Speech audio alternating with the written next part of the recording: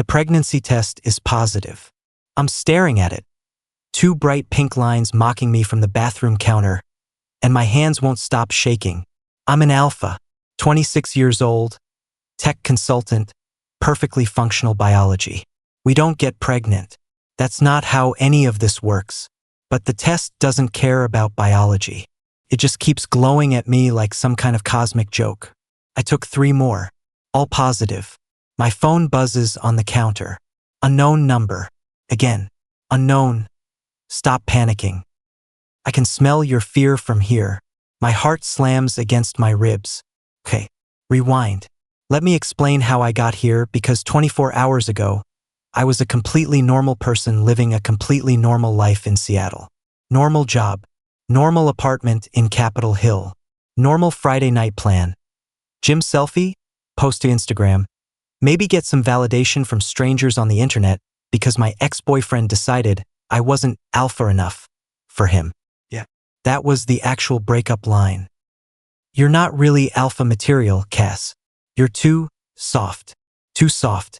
Like being decent to people was a personality flaw. So there I was, standing in my bathroom after the best workout of my life, hair still damp, tank top clinging to muscles I'd earned through spite and protein shakes, feeling myself for the first time in 3 months. I took the photo, meant to send it to my best friend Julian with the caption, "Still got it, right?" But my phone had other plans. See, I'd saved a number earlier that week. Some luxury property management company had texted about a building violation in my apartment complex. I'd saved it as building manager and promptly forgotten about it. Except when I pulled up my messages, muscle memory took over. I typed, "Still got it, right?" and hit send on the photo before my brain caught up. The message whooshed away into the digital void. 5 seconds of peace. Then my stomach dropped. I'd sent a thirst trap to my building manager. No. No, no, no, no. I jabbed at the screen, trying to unsend it, but my phone was 3 years old and held together by a cracked screen protector and prayers. No unsend feature. Oh my God. I sat down hard on the toilet lid. Oh my God. My phone buzzed. Building manager. Interesting. My face went hot. I typed back immediately. Me, wrong number. So sorry. Please delete that. 3 dots appeared. Disappeared. Appeared again. Building manager. Why would I delete it? What kind of building manager responds like that? Me. Because it wasn't meant for you? Building manager. And yet I'm the one who received it. I stared at my phone. Was this guy serious? Me. Look, I'm really embarrassed. Can we just pretend this never happened? Building manager. No. Just no. Flat out. Building manager. You have excellent muscle definition. How long have you been training? I blinked, then blinked again. Me? I don't think that's an appropriate question from a building manager. Building manager. I'm not your building manager. My blood went cold. Me? Then who are you? Building manager. Someone who's very interested in meeting you. Nope, absolutely not. I blocked the number immediately and threw my phone across the bathroom. It bounced off the towel rack and clattered into the tub. Creep, I muttered, heart racing. Absolute creep. I took a shower, tried to forget about it. Told myself it was fine, just some weirdo who happened to get a random photo. He didn't know who I was, couldn't know who I was. Except when I got out of the shower and checked my phone, there was a new message from a different number. Unknown. Blocking me was rude, Cashin Rivers. My heart stopped. He knew my name. Unknown. 2847, 15th Avenue East, apartment 304, Capitol Hill, Seattle, Washington. He knew my address. My hands started shaking so hard I almost dropped the phone. Me? How do you know where I live? Unknown. I know everything about my properties. Me, you're not the building manager. You just said that. Unknown. I'm not the manager. I'm the owner. I stared at the screen, pulse hammering in my ears. Unknown. And tomorrow evening, I'm taking you to dinner. 8 p.m. We're something nice. Me. I'm not going anywhere with you. Unknown, yes you are. The confidence in those 3 words made my skin prickle. Me. You can't just demand I go to dinner with you because I accidentally sent you a photo. Unknown. I'm not demanding. I'm informing you of what's going to happen. Me. That's literally the same thing. Unknown. Cashin. 8 p.m. tomorrow. I'll send a car. Me. I'm not going. He didn't respond. I sat there on my bed, dripping water onto my sheets, staring at my phone like it had personally betrayed me. This was insane. This was actually insane. I should call the police. Report him for harassment, stalking, whatever this was. Instead, I did what any reasonable person would do. I called Julian. He what? Julian's voice came through the speaker at approximately dolphin frequency. I held the phone away from my ear. He knows my name and address, and he's demanding I go to dinner with him tomorrow. Cashin, my beautiful, stupid friend. Julian's voice dropped to deadly serious. You're being stalked by a building owner. I know. Did you call the police? Not yet. I wanted to. Send me his number. Right now. I forwarded both numbers. Heard Julian's fingers flying across a keyboard on his end. He worked in cybersecurity, which meant he had access to databases that were definitely legal and I definitely didn't ask questions about. Okay, so the first number is registered to a property management LLC. Standard stuff. But the second number. His voice trailed off. Cass, where did you say your apartment building was? Capitol Hill. Why? Because the second number is registered to a private corporation. Apex Holdings. So Apex Holdings owns about 40% of the commercial real estate in downtown Seattle. And, oh my God, my stomach dropped. What? Your building. The entire complex. It's owned by Apex Holdings. I sat up straighter. You're saying this guy actually does own my building? I'm saying this guy owns half the city. Julian's voice had gone quiet. Scared quiet. Cass, I'm looking at property records right now. Apex Holdings has purchased 17 buildings in the last 2 years alone. Each one worth tens of millions. Maybe he's just some rich real estate investor. Rich doesn't cover it. This is serious wealth. The kind of wealth that comes with serious power. He paused. The kind of wealth that comes with serious danger. My mouth went dry. What are you saying? I'm saying people with this much money don't just randomly text strangers and demand dinner dates. And they definitely don't know your home address off the top of their head unless they've been watching you. Oh my God. There's something else. Julian's keyboard clicked again. I can't find any public information about who actually runs Apex Holdings. No CEO listed. No board members. No press releases.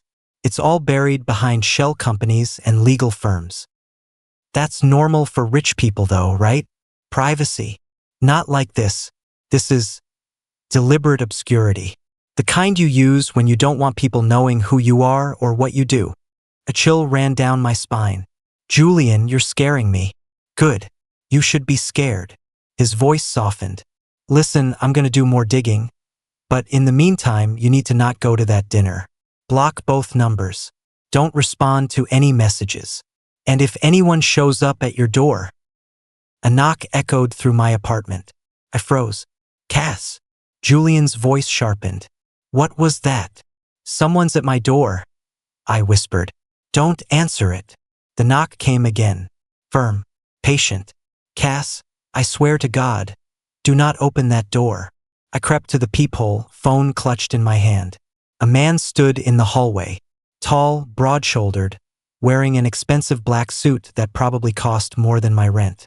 Dark hair, dark eyes, expression completely neutral. He looked directly at the peephole, like he knew I was looking. Cashin Rivers? His voice was deep, calm. My name is Marcus. I work for Mr. Thorne. I didn't answer. Mr. Thorne would like to invite you to dinner tomorrow evening at 8 p.m. He'll send a car to collect you at 7:45. Please wear something appropriate for Canlis. Canlis, one of the most expensive restaurants in Seattle. I'm not going, I called through the door. Marcus didn't move. Mr. Thorne anticipated you might say that. Then tell Mr. Thorne I'm not interested. He asked me to give you this. A manila envelope slid under my door. I stared at it like it might explode. Cass. Julian's voice was frantic in my ear. What's happening? He left an envelope. Don't touch it. Too late. I picked it up. Inside was a single photograph of me, leaving my apartment this morning, walking to the coffee shop on the corner, taken from across the street. My hands started shaking. Mr. Thorne wanted you to know that he takes an interest in what belongs to him, Marcus said through the door. And as of 3 months ago, when you signed your lease, you became a resident of his property, which makes you his responsibility. That's not how rental agreements work. I shot back, but my voice cracked. 7:45 p.m. tomorrow, Mr. Rivers.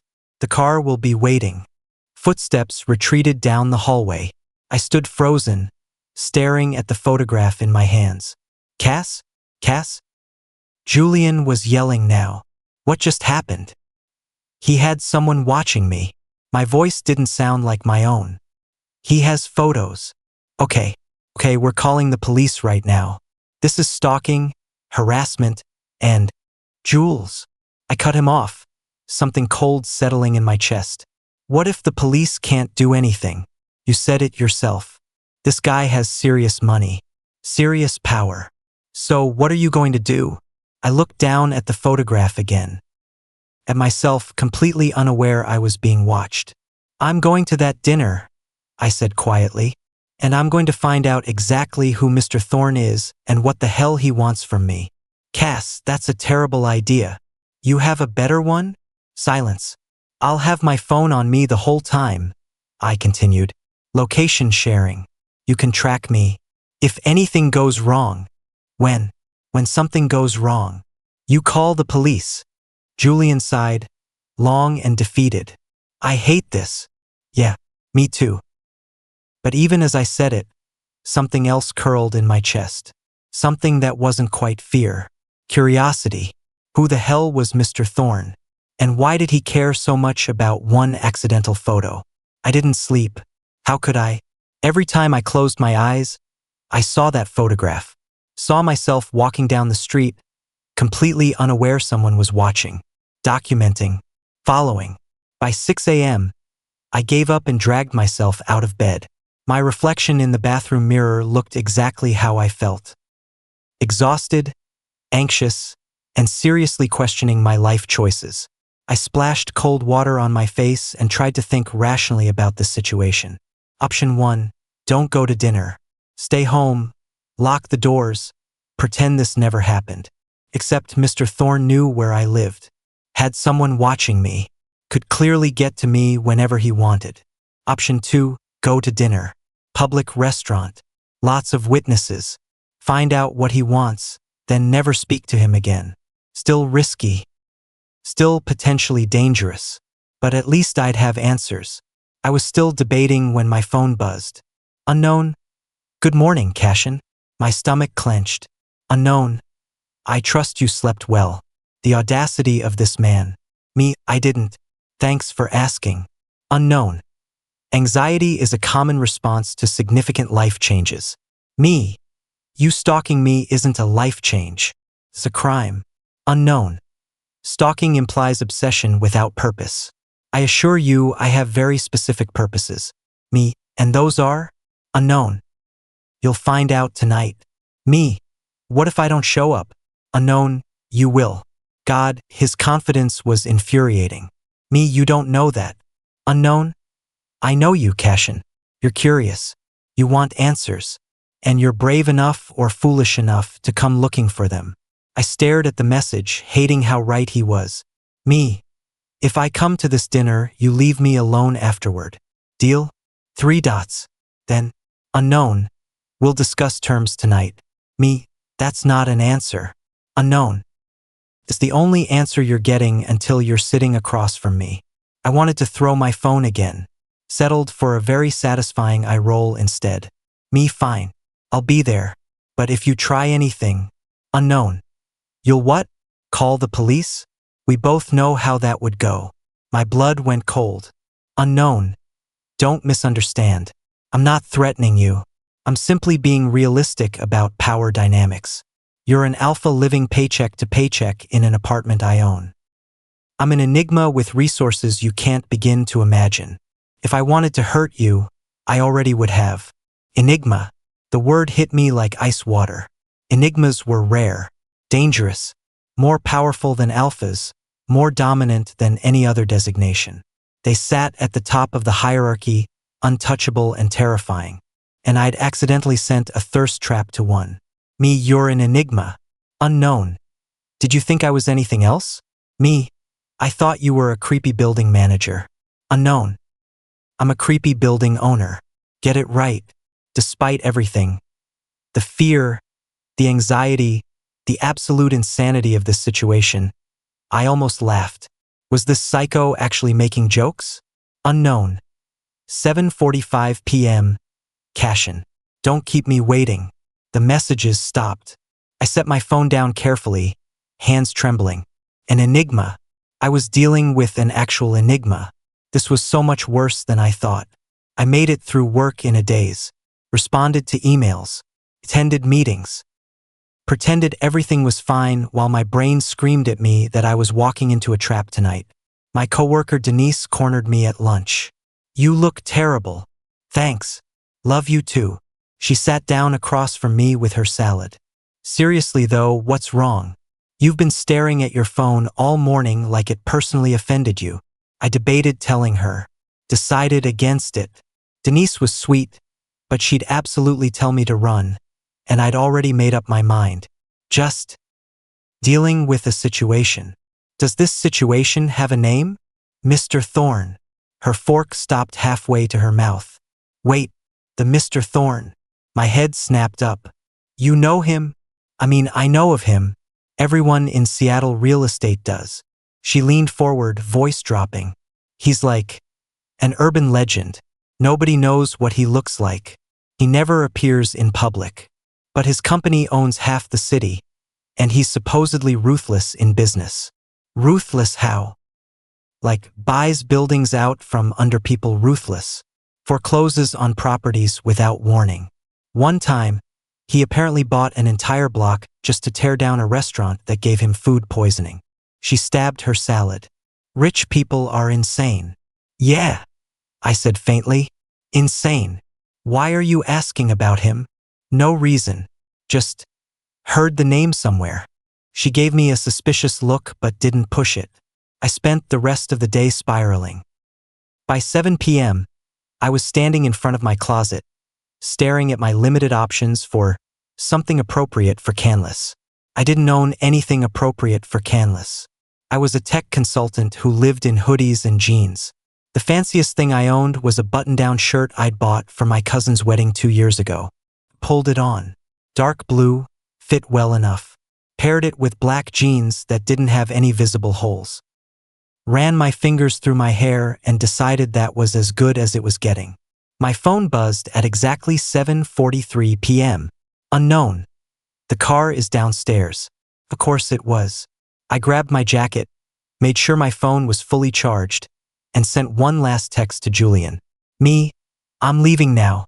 If you don't hear from me by 11 p.m., call the police. Julian. This is a terrible idea and I hate you for making me watch you do this. Me, love you too. I took the elevator down. A black Mercedes waited at the curb. Same man from yesterday, Marcus, stood beside it. Mr. Rivers.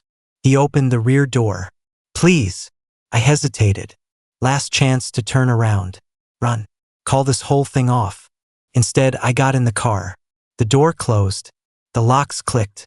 And Marcus pulled away from the curb, driving me toward whatever fate I'd accidentally stumbled into. My phone buzzed one last time. Unknown. Thank you for coming, Cashin. You won't regret it. I was pretty sure I already did. The car smelled like leather and something else. Something I couldn't quite place. Sweet but not cloying. Warm. It made my chest feel tight in a way that had nothing to do with fear. Marcus drove in silence. No radio. No small talk. Just the quiet hum of expensive German engineering and my increasingly loud heartbeat. I pulled out my phone. Checked my location sharing with Julian. Still active. Good.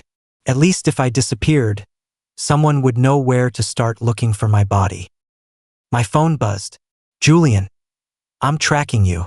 You're headed toward Lake Union. Canlis confirmed. Me.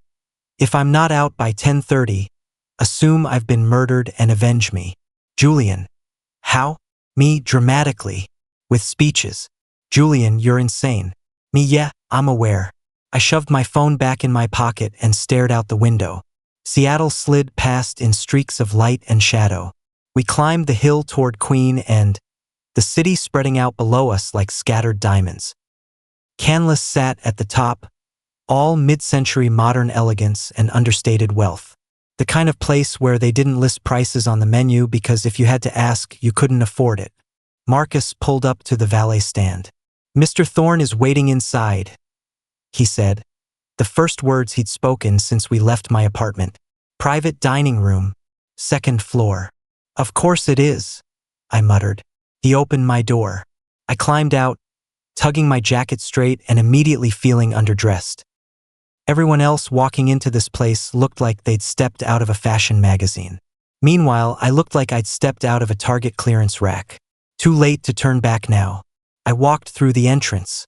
Warm lighting, the subtle clink of expensive silverware, the low murmur of conversations that probably involved words like portfolio and summer home. A hostess appeared immediately. She was gorgeous, perfectly styled, and looking at me like she was trying to figure out how I'd gotten past security. Cashin Rivers, I said before she could ask. I'm here for Mr. Thorne. Her expression shifted instantly. Professional smile. Of course. Right this way, please. She led me through the main dining room, past tables of people who didn't even glance up from their conversations, and up a staircase to a hallway lined with private rooms. She stopped at the last door. Knocked once. Come in. The voice from inside was deep, controlled, the kind of voice that expected to be obeyed. The hostess opened the door and stepped aside. I walked in. The room was smaller than I expected. Intimate. Floor-to-ceiling windows overlooking the lake, the city lights reflecting off dark water. A single table set for two. Candles. Wine already poured. And sitting at the table, watching me with eyes that seemed to catch and hold every bit of light in the room, was the most devastating man I'd ever seen. Mr. Thorne. He stood as I entered. Tall. Easily 6'3". Broad shoulders under a charcoal suit that fit him like it had been engineered specifically for his body. Dark hair styled back, sharp jawline, and those eyes. Dark gray, almost silver in the candlelight. The kind of eyes that looked at you and saw everything you were trying to hide. He was probably in his late 30s, maybe older. Hard to tell with Enigmas. They aged differently, slower. Cashin. He said my name like he'd been waiting years to say it out loud. Thank you for coming. I didn't move from the doorway. Did I have a choice? His mouth curved. Not quite a smile. There's always a choice. Funny. Didn't feel like it when your guy showed up at my apartment with surveillance photos. Marcus can be enthusiastic. He gestured to the empty chair across from him. Please. Sit. I'll stand. You'll sit. Still polite, still calm, but something in his voice made my knees want to obey. We're going to have a conversation, Cashin. You can have it comfortably, or you can have it while your legs get tired. Your choice. I hated how reasonable he sounded. I sat. He sat across from me, and I got my first real look at him up close. God, he was beautiful. Not handsome, not hot. Beautiful in the way that made you forget how to breathe. High cheekbones, full mouth, a small scar cutting through his left eyebrow that somehow made him more attractive instead of less. And his scent. I'd been trying to ignore it since I walked in, but now that I was sitting 3 feet away from him, it hit me full force. Pine and smoke. Something dark and woodsy and completely overwhelming. It wrapped around me like a physical thing, making my head swim and my body react in ways I absolutely did not want it to react. I was an alpha. I wasn't supposed to respond to other alphas like this. Except he wasn't an alpha. He was an enigma, and every instinct I had was screaming at me to either run or submit, and I wasn't doing either. You're staring, Thorne said quietly. You're stareable. The words came out before I could stop them. Smooth, Cass. Real smooth. His mouth curved again. Definitely a smile this time. Is that a word? It is now. He reached for his wine glass, took a sip, watched me over the rim. You're not what I expected. Yeah, well, you're not what I expected either. I thought you'd be older. More mob boss looking. Mob boss looking? You know, gold chains, slicked back hair, maybe a cigar. I was babbling. I did that when I was nervous. Definitely didn't expect. I gestured vaguely at all of him. Didn't expect what? Someone who looks like they stepped out of a cologne commercial. He actually laughed. Low and surprised, like he wasn't used to people making him laugh. I'll take that as a compliment. It wasn't. It was, but I wasn't. I shut up, took a breath. Why am I here? His smile faded. He set down his wine glass and leaned forward slightly, elbows on the table. That photo you sent. The accident. Was it? His eyes locked on mine. An accident? Yes, obviously. Why would I intentionally send a half-naked photo to a random number? Why would you take it in the first place? My face heated. That's none of your business. Everything about you is my business now, Cashin. The way he said my name made something low in my stomach clench. That's not how this works. I'm not your business. I'm a random guy who made a mistake. You're not random. He said it with such certainty. You're deliberate. Fated. Mine. I blinked. I'm sorry, what? You're sent. He leaned back, studying me like I was a puzzle he was solving in real time. When you walked in, I smelled honey and vanilla and something else. Something sweet and rare. Strawberry, maybe? My heart stopped. He could smell my scent. I'd spent my entire adult life making sure no one could smell my real scent. I had suppressants, scent blockers, a whole routine designed to keep people from knowing what I actually was. But he smelled it anyway. That's not possible, I said faintly. And yet. He tilted his head. Tell me, Cashin, have you always been able to control your scent? Or is it a skill you developed? I didn't answer. It's rare, he continued, like I'd confirmed it. Alphas with scent manipulation abilities. I've only met 3 in my lifetime, and none of them smelled like you. How long is your lifetime? I shot back, trying to regain some ground. Long enough to know when something is significant. I'm not significant. I'm a tech consultant from Capitol Hill who accidentally sent you a thirst trap. That's it. That's the whole story. No, he said it with such finality. That's where the story begins. A waiter appeared at the door with plates. I hadn't even heard him knock. Thorne must have signaled somehow, because the man entered without waiting for acknowledgement and set down 2 dishes that looked like art installations. Your first course, the waiter said. Pan-seared scallops with yuzu beurre blanc and microgreens. I stared at my plate. The scallops were perfect. Golden. Probably cost more than my phone bill. The waiter disappeared. I didn't order this, I said. I ordered for both of us. I hope you're not allergic to shellfish.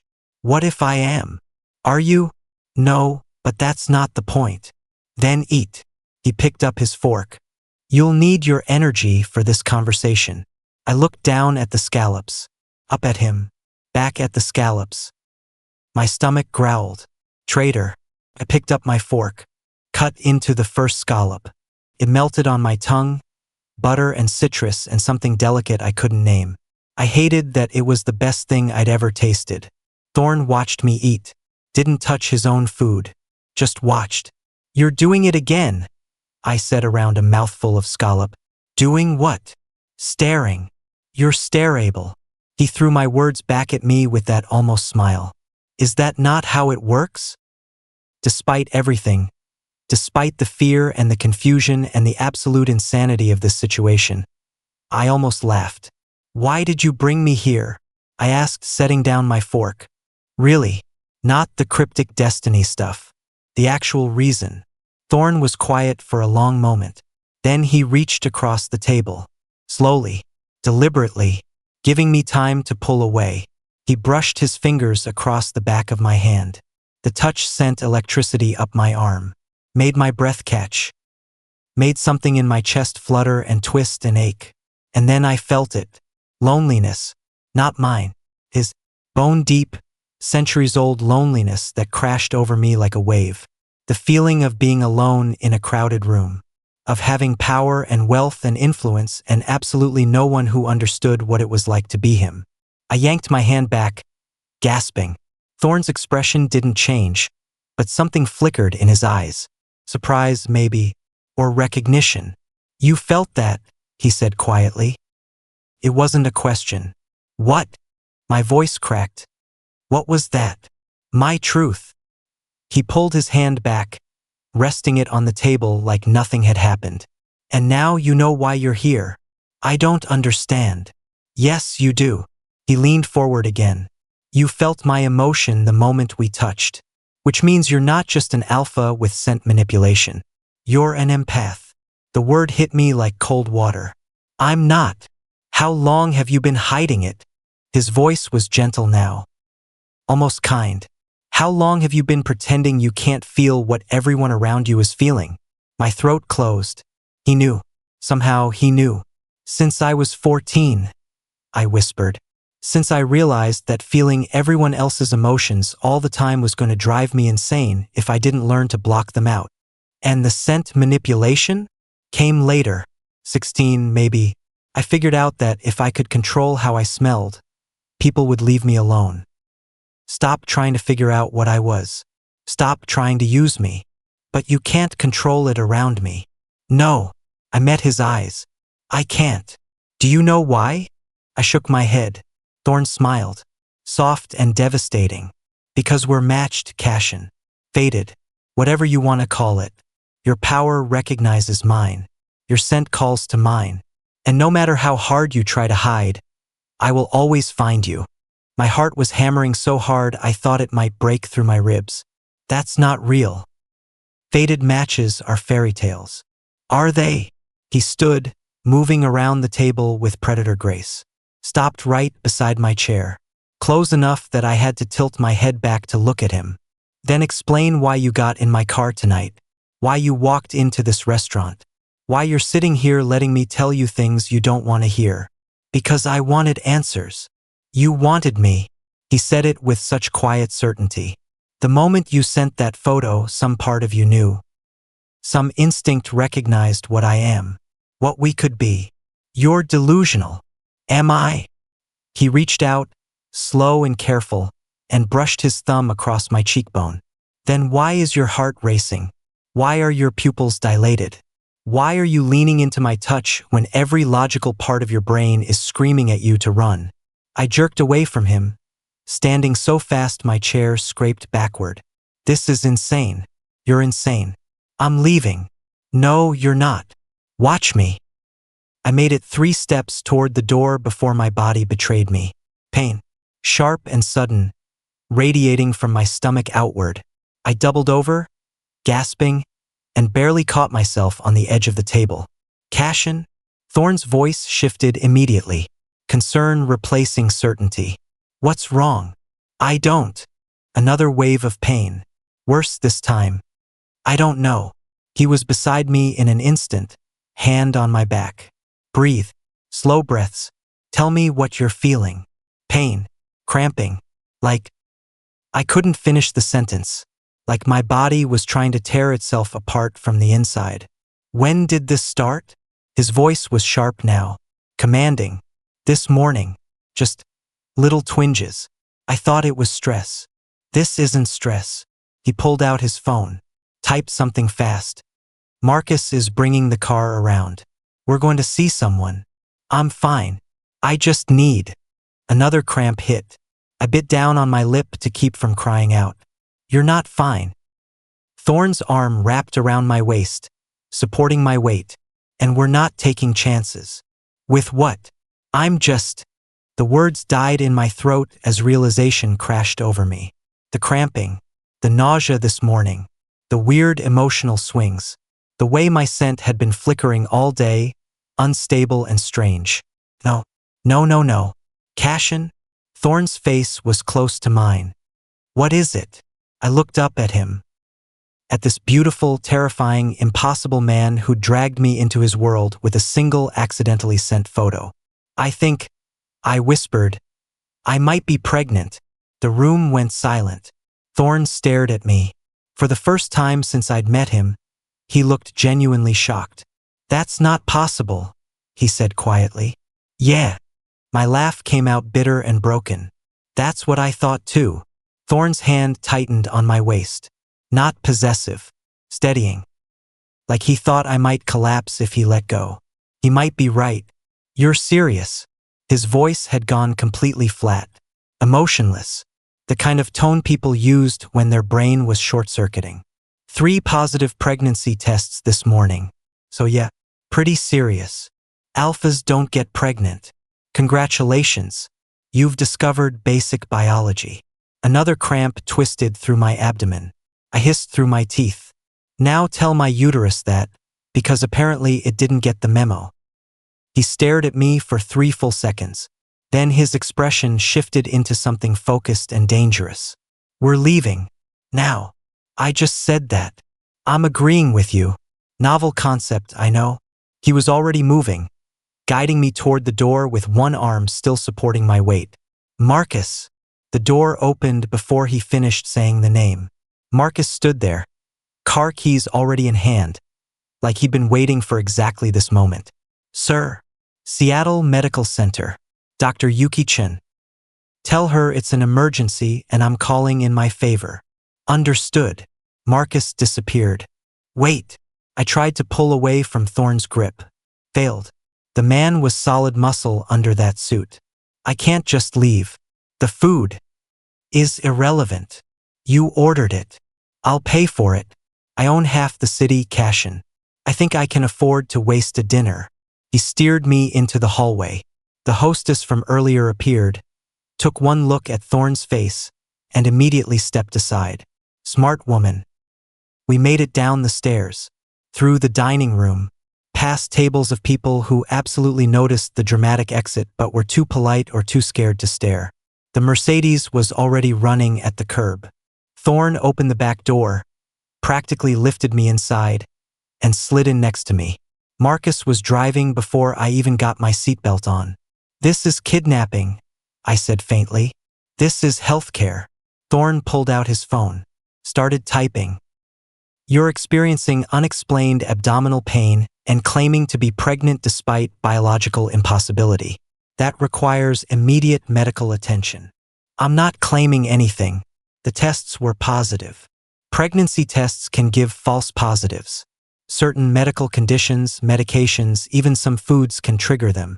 I haven't taken any medications, and I definitely haven't eaten anything that would make me P positive on 3 different tests. He looked up from his phone. 3. I'm thorough when I'm panicking. Something that might have been amusement flickered across his face. Then it was gone, replaced by that focused intensity that made him look like he was solving a complex equation in real time. Dr. Chun is an Omega, he said, still typing. Specializes in unusual presentations and rare biological phenomena. If anyone can figure out what's happening to you, it's her. Presentations? I'm not presenting. I'm an alpha. Are you? He slipped his phone back into his pocket, turned to face me fully. Because your scent has been unstable since you walked into that restaurant. Flickering between honey and vanilla and strawberry and something else I can't quite identify. That's not normal alpha behavior. My scent is fine. Your scent is terrified. His voice softened. And I can feel your panic from here even without touching you. So either your empathic abilities are leaking, or something is very wrong with your biology. I opened my mouth, closed it, opened it again. He was right. I could feel it now that he'd pointed it out. My emotions bleeding out into the space around me like I'd forgotten how to contain them, which never happened. I'd spent 12 years learning perfect control. This doesn't make sense, I whispered. No, it doesn't. Thorne reached over, slowly, giving me time to pull away. When I didn't, he took my hand, laced his fingers through mine. But we're going to figure it out. The touch sent that same electric jolt through me. But this time, instead of just his loneliness, I felt something else. Determination, protectiveness, and underneath it all, a thread of fear that matched my own. He was scared too. He was just better at hiding it. "Why do you care?" I asked. "You don't know me. I'm just some guy who sent you a photo. You're carrying my child." The words hit like a physical blow. "You don't know that, don't I?" His thumb brushed over my knuckles. "You sent me that photo yesterday. This morning you had symptoms. Tonight you're in pain. The timing is suggestive. That's not how pregnancy works. Even if I could get pregnant, which I can't, it wouldn't show up that fast. Normal pregnancy wouldn't." His eyes locked on mine. "But this isn't normal. And I'm not normal. Enigmas don't reproduce the way other designations do." My stomach dropped. "What does that mean?" "It means our biology is different. Older. Stronger. When an enigma claims someone..." He paused, chose his words carefully. "The bond can create changes. Immediate changes. You didn't claim me. We've never even met before tonight. Haven't we?" He tilted his head. "You sent me your image." I responded. "You felt compelled to meet me despite every logical reason not to. And the moment you walked into that room, your body recognized mine. Started changing. That's insane. That's enigma biology." His grip on my hand tightened. "We don't bond the way alphas and omegas do. We don't need physical contact. We don't need heat cycles. We just need recognition. And once that recognition happens, the changes begin." I stared at him, at this impossibly beautiful man telling me impossible things in a calm, rational voice like he was explaining stock market trends. "So what?" I said slowly. "You're telling me that sending you a shirtless photo somehow triggered a biological response that got me pregnant? Through my phone?" "Essentially, yes. That's the stupidest thing I've ever heard. And yet here we are." Another cramp twisted through me. Worse this time. I doubled over, gasping, squeezing Thorne's hand hard enough that it probably hurt. He didn't flinch. "How much longer?" he called to Marcus. 3 minutes, sir." "Make it 2. The car accelerated. I focused on breathing, in through my nose, out through my mouth. Tried to push past the pain and the fear and the absolute insanity of everything happening. "Cashin." Thorne's voice was close to my ear now. "Look at me." I turned my head. His face was inches away. "You're going to be fine," he said quietly. "I promise." "You can't promise that." "I can. And I am." Something fierce burned in his eyes. "Nothing is going to happen to you. Not while I'm here. You don't even know me." "I know enough." His free hand came up, cupping my face. "I know you're brave enough to get in a stranger's car. Strong enough to sit across from me and argue instead of submit. Powerful enough to feel my emotions when no one else can. That's more than most people reveal in a lifetime. That's not knowing someone. That's observing them. Then let me know you." His thumb brushed my cheekbone. "Let me help you. Let me." He stopped, looked at my face more closely. "What?" I asked. "Your eyes. What about them? They're changing color." My blood went cold. "What?" "The ring around your pupils. It's usually brown. Right now it's..." He leaned closer. "Gold. Like honey. That's not possible. Nothing about tonight is possible." And yet, the car jerked to a stop. We were at Seattle Medical Center. Marcus already had my door open. Thorne climbed out first, then reached back to help me. I took his hand because the alternative was falling on my face, and I'd already embarrassed myself enough for one night. The lobby was bright and clean and full of people who looked way too calm for an emergency room. Then I realized we weren't at the emergency room. We were at a private entrance.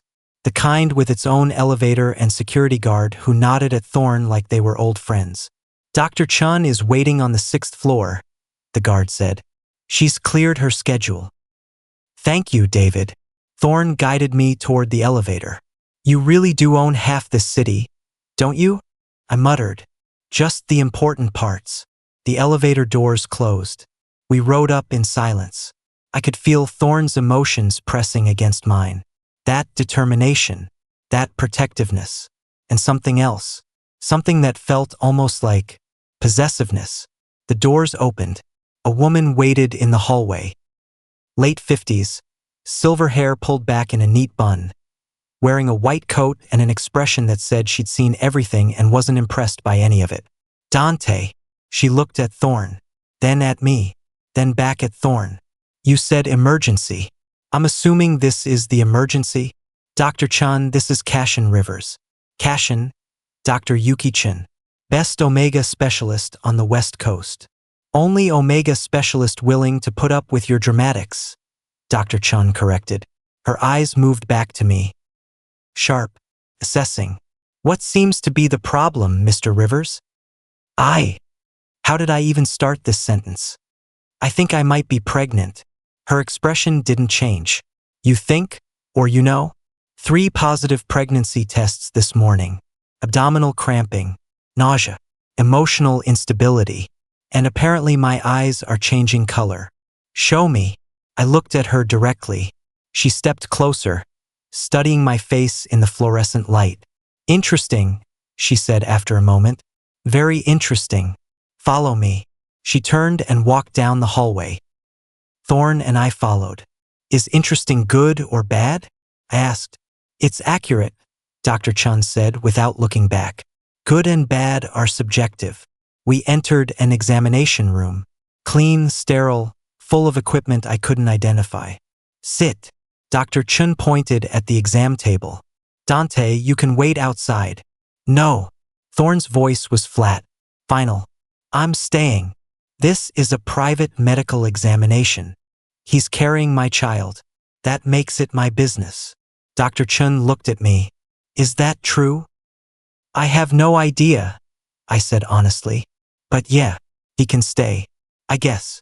She sighed. Fine. But if you faint, I'm not catching you. I don't faint. Every alpha says that right before they faint. She pulled on gloves. Mr. Rivers, I'm going to need to run some tests. Blood work, ultrasound, possibly a more detailed scan if the results are as unusual as I suspect they might be. Unusual how? Alphas don't get pregnant. Full stop. So if you are pregnant, it means something has fundamentally changed about your biology. And I need to understand what and why before we can determine if it's dangerous. Dangerous to me or dangerous to the… I couldn't say the word. Both. She met my eyes. I'm not going to lie to you. If you truly are pregnant, this is completely unprecedented territory. There are no protocols, no research, no previous cases to reference. We'll be figuring this out as we go. That's comforting. I'm not here to comfort you. I'm here to keep you alive. She turned to a computer, started typing. Now, when did you first experience symptoms? This morning. Woke up nauseous. Took a test as a joke. Came back positive. Multiple tests? 3. Different brands. 2 digital, 1 regular strip. All positive. Her fingers flew across the keyboard. And the abdominal pain? When did that start? About an hour ago. It comes in waves. On a scale of 1 to 10? Right now? Maybe a 5. Earlier it was closer to 8. She nodded. Typed more. Any other symptoms? Dizziness? Headaches? Changes in appetite? I wanted pancakes for breakfast even though I hate pancakes. Thorne made a sound. Almost like a laugh. Dr. Chun didn't react. That's actually relevant. Food aversion changes can indicate hormonal shifts. What about your scent? Has it changed? According to him, yes. I jerked my thumb at Thorne. I can't tell. Because you've been suppressing it for years, Thorne added quietly. Dr. Chen's eyes sharpened. Scent manipulation? Among other things. Other things? I hesitated. Thorne squeezed my hand. I'm an empath, I said quietly. I can feel other people's emotions through touch. Sometimes through proximity if they're strong enough. Dr. Chun stopped typing. Looked at me fully for the first time. That's exceptionally rare, she said slowly. I've only read about it in medical journals. Never treated a case directly. Yeah, well, I'm special. You are. She turned back to her computer. And if you truly are pregnant, that ability is going to complicate things significantly. Why? Because empathic abilities are tied to your hormonal system. If your hormones are changing rapidly, your abilities will become unstable, uncontrollable. You'll feel everything from everyone all the time. It could drive you insane if we're not careful. The room went very quiet. So, I said finally, voice cracking just a little. To summarize, I might be pregnant, which is impossible. My empathic abilities might go haywire, which could drive me insane. And we have no idea if any of this is actually dangerous or just weird. That about covers it, Dr. Chun agreed. Great. Cool. Love that for me. Thorne's hand found mine again. Squeezed. I squeezed back. Because what else was I supposed to do? Great. Cool. Love that for me. Thorne's hand found mine again. Squeezed. I squeezed back. Because what else was I supposed to do? Dr. Chun pulled out a needle that looked unnecessarily large. Blood draw first, then ultrasound. With the giant needle? Would you prefer a tiny one that I have to stab you with 12 times? Fair point. She swabbed my arm. I looked away because needles and I had a complicated relationship that mostly involved me pretending they didn't exist.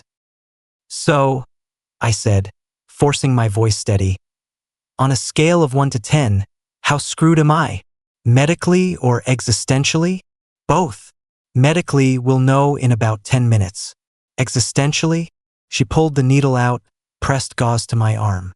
That depends entirely on whether you're the kind of person who can handle their entire understanding of biology being wrong. I sent a thirst trap to a building owner and ended up having dinner with an Enigma who says I'm pregnant with his baby through psychic scent bonding.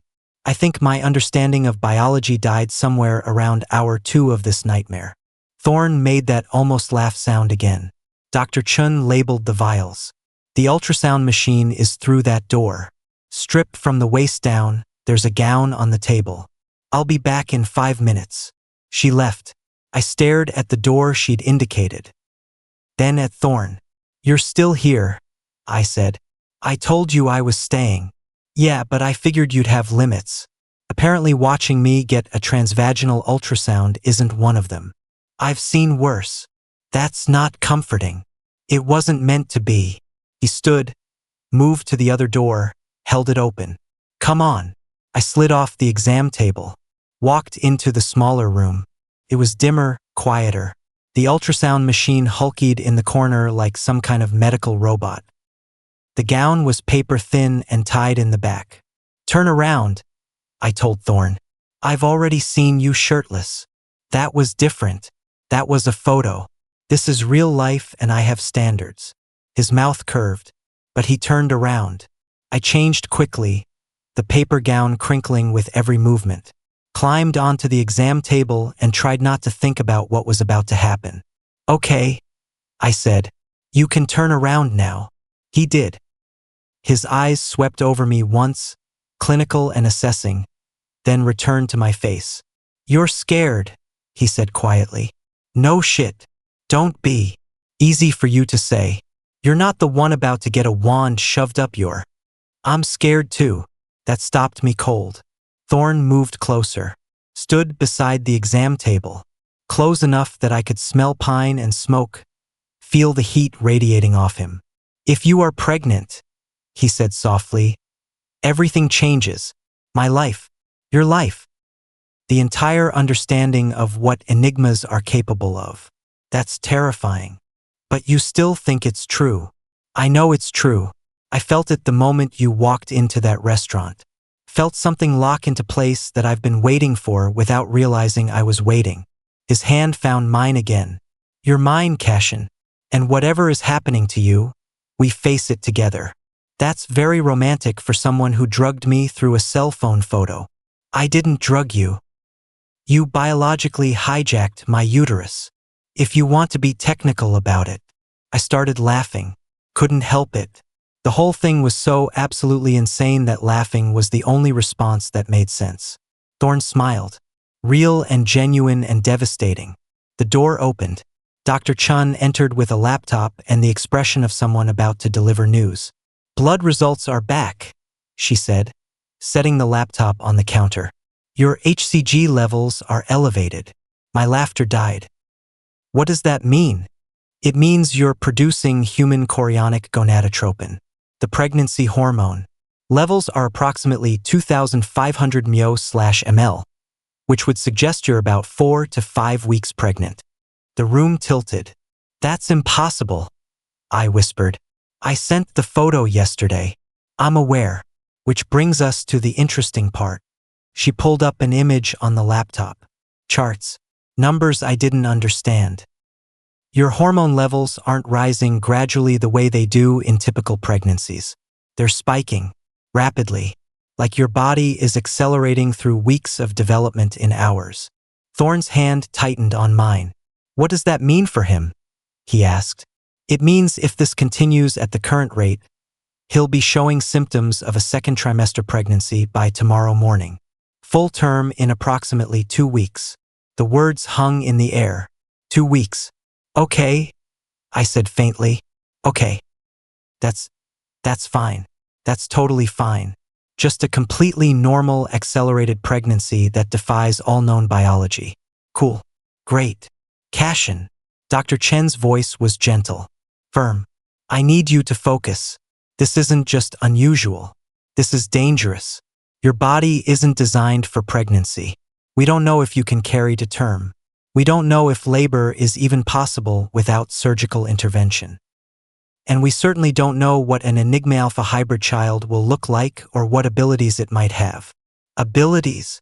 You're an empath with scent manipulation.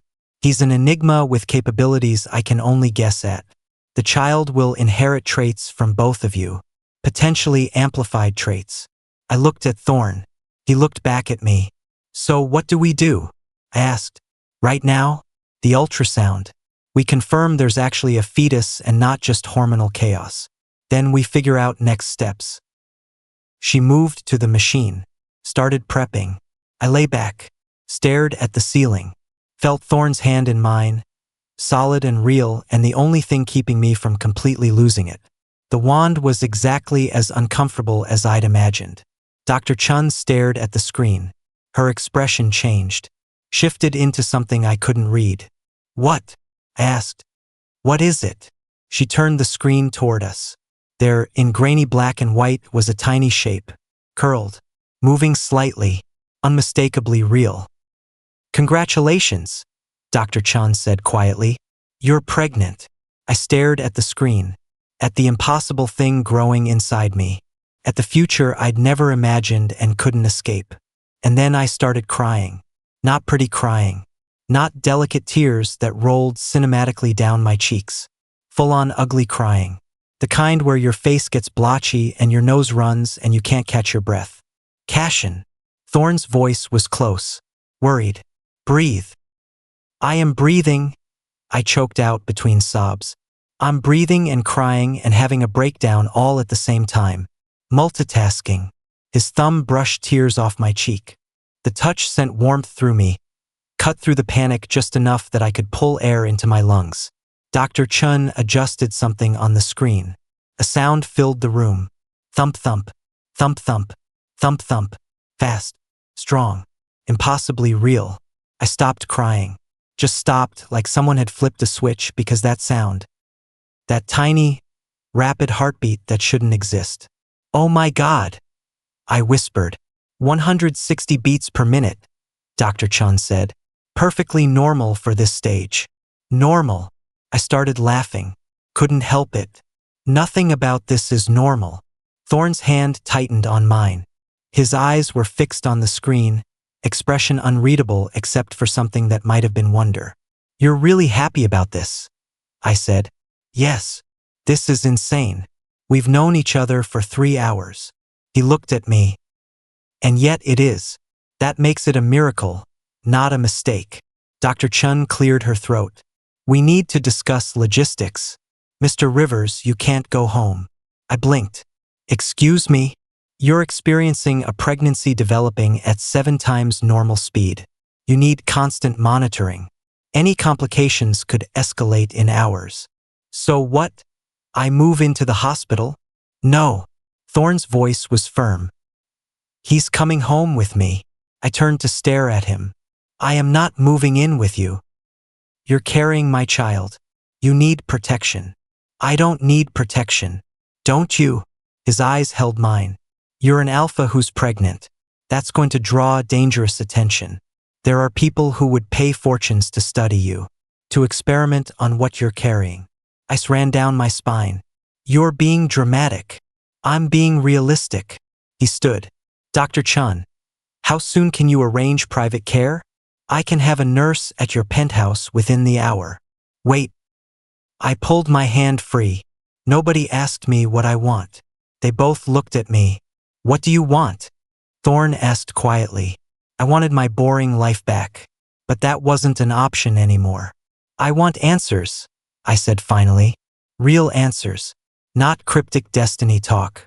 I want to know what you are, what I am, and why this happened. Fair. Thorne held out his hand. Come home with me. Let me explain everything. And if you still want to leave after, I'll take you back myself. You promise? I promise. I looked at his hand, at the ultrasound screen where that tiny shape still floated, at the impossible choice that wasn't really a choice at all. Fine, I said, took his hand. But I'm keeping my own room. And if you try anything weird, I'm calling Julian and he will show up with a baseball bat. Thorne's mouth curved. Noted. The penthouse was exactly as ridiculous as I'd imagined. Floor-to-ceiling windows overlooking the entire city. Furniture that probably cost more than my yearly salary. A kitchen bigger than my entire apartment. Now I stood in his living room, feeling completely out of place. Guest room is down that hall, Thorne said. Private bathroom. I'll have your things brought tomorrow. I didn't agree to stay long-term. You agreed to hear me out. He moved to the kitchen, started making tea without asking, brought over 2 cups and sat across from me. Enigmas aren't human, he said. I stared at him. What? We're not human. Not originally. We're older. Different. We've existed for thousands of years, hidden among humans. He took a sip of tea. We're not alphas with extra pheromones. We're something else entirely. Something else like what? Like a species that can reproduce through scent resonance alone. That can create life with a compatible match without physical contact. That can recognize our destined partners from a single image. My hands trembled around the teacup. You're telling me you're an actual different species? Yes. And I'm pregnant because I sent you a photo. Because your biology recognized mine, called to mine, initiated a bond that created life. He leaned forward. You're not just any alpha. You're compatible with Enigma biology in a way that happens once every few centuries. Your empathic abilities, your scent manipulation, these aren't random. They're adaptations. Signs that your DNA is flexible enough to carry Enigma offspring. I set down the teacup. This is insane. This is truth. And after this thing is born? This thing is our child, he said quietly, firmly. And after that, we figure out how to raise them together. We don't even know each other. We will. He moved to the windows. I've lived a long time, Cashin. I've never once felt what I felt when I opened that photo. Never found someone whose scent called to mine the way yours does. So this is fate? This is recognition. He turned to face me. Whether you believe it or not, your body does. The child inside you is proof. I pressed my hand to my stomach. Still flat, but underneath something impossible was growing. I need to call Julian, I said.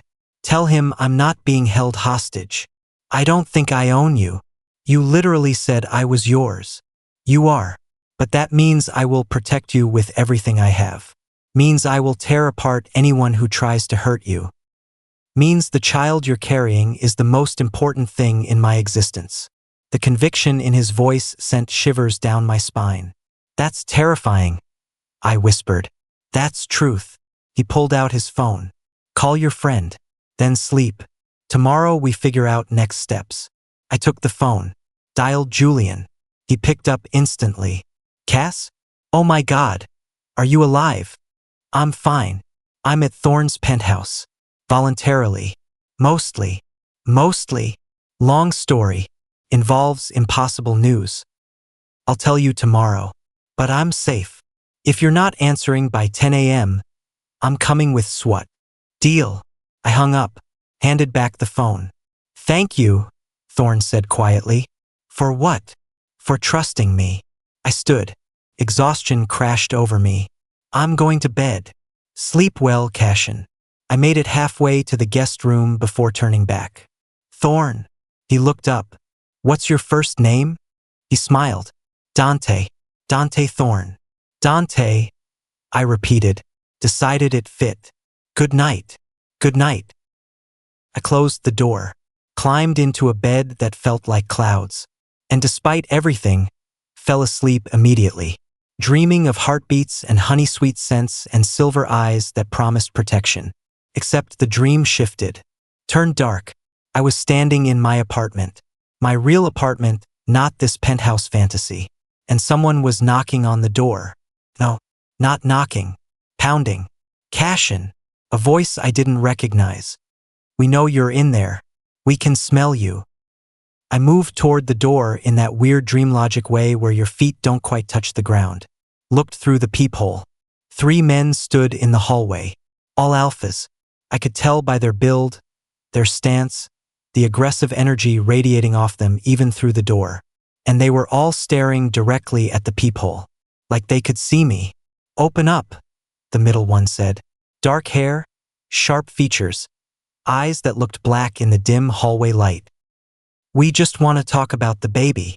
My hand went to my stomach. In the dream, it was round, swollen, impossible. That's our baby, another one said.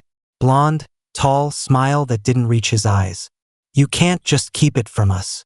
We have rights, the third added. Red hair, freckles, looked the most normal of the 3 except for the way his pupils were blown wide. Paternity rights. I jerked awake. My heart was slamming against my ribs. Sweat soaked through the expensive sheets. My hand was pressed to my stomach, which was still flat, still normal, still shouldn't have anything growing inside it. The room was dark, unfamiliar. It took 3 full seconds to remember where I was. Dante's penthouse. Guest room. Safe. Except I didn't feel safe. I felt watched. I sat up slowly, scanning the shadows. Nothing moved. The door was still closed. The windows showed only city lights and darkness. But my empathic sense was screaming at me that something was wrong. I could feel emotions. Multiple sources. Close. Too close. Anger. Possessiveness. Jealousy. Coming from outside. I slid out of bed, moved to the window, looked down at the street below. 3 figures stood on the sidewalk. Looking up, even from this distance, even in the darkness, I recognized their postures. The same 3 alphas from my dream. What the hell? I whispered. My door opened. I spun around, heart in my throat.